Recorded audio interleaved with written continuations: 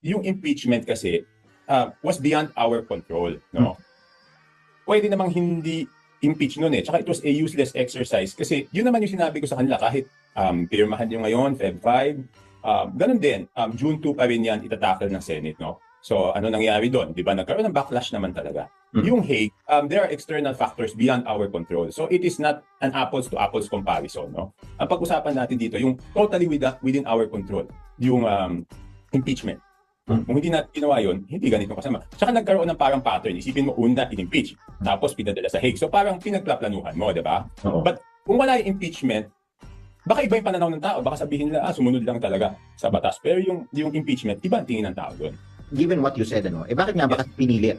If you had these discussions within the administration noon, bakit pa ipinilit yung impeachment even despite your warnings sa kanila?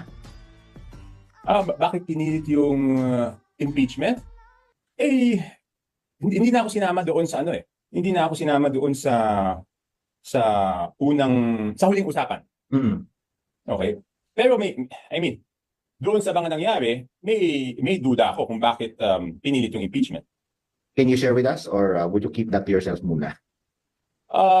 Alam mo, di ba galit na galit si Presidente doon sa budget, di ba? Okay. At hindi lahat because of the lack of time, hindi lahat ng items doon na-veto. Di ba? Yes. Di ba yung unang usapan diyan is malaking amount yung i-veto, di ba? Yes. Later on, maliit na lang yung na-veto, like 20 billion yata. Okay? So, ang ginawa nun, nagkaroon ng conditional release, di ba? Yes. Okay. So, noong hindi mailabas yung conditional release, yun ang, sa tingin ko, nung time na yun ang iniisip kong nagtulak. Na ituloy yung impeachment para meron silang magamit at sabihin na kailangan natin ilabas yung conditional release kasi pumirma tong mga to. And later on, I was proven correct. Yun yung duda ko noong ginagawa nila yan. Okay? Because there is no reason eh. Sasabihin ba may clamor? There was no clamor. Ang sinabi nila, alam ko, ang sinabi nila kay Presidente was hindi nila mapigilan yung clamor. Pero, RG, common sense naman, sinong politiko ang gustong may kaaway ka at gusto mong awayin yung Vice President entering an election? Yes. Number one. Number two, lahat naman ng politiko ay humihingi ng suporta sa Iglesia ni Cristo.